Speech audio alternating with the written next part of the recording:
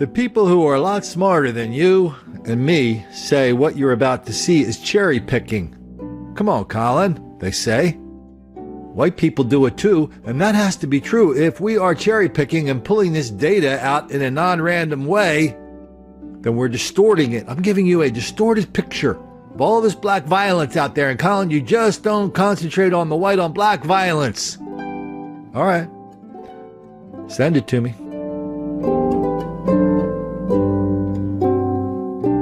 But until then, watch this. The Walgreens on Highway 70 is dark, closed. Crime scene tape now blocking the entrance. Sky 5 over the scene shortly after Stephen Denning, investigators say, opened fire Thursday morning, hitting two pharmacy workers, Sarah Wright and Brandon Gordon. Wright is seen being rushed to the hospital. 911 calls take us inside the chaotic scene. Now, by law, investigators distorted the voices.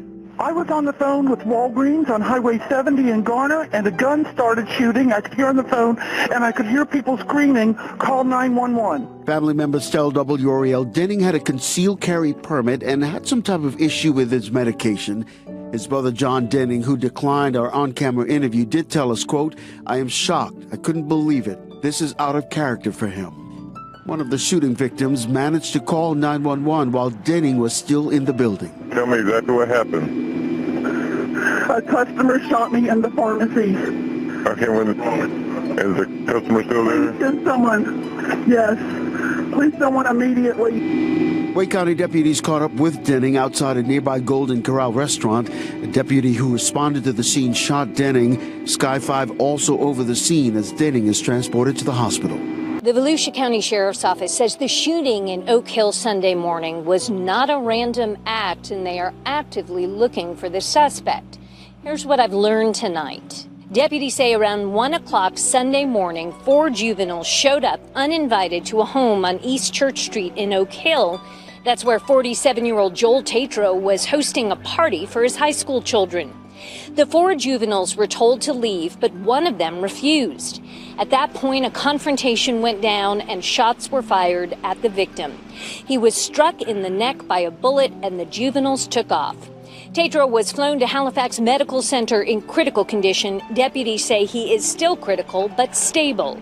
We see a lot of stories like this on college campuses. A couple of college kids having a party, maybe a fraternity. Please, sir, I want some more. Fella walks by, goes, hey, my brothers, do you mind if I come in and get some free beer and free food since it's a party and I'm invited because I'm black and I'm entitled to be invited to every single party on this campus? The answer is no. We've done lots of stories about one fella going to get 10, 15 more fellas, and all hell breaks out loose, and there's no more party. So if you're having a party or you own a drugstore, do whatever you want to do there. But if somebody comes in and wants better service, or if somebody comes to your party and wants to have lots of free food and all that kind of cool stuff at your party, if they're black, you pretty much have to go along with it or suffer the consequences of making the black kids angry.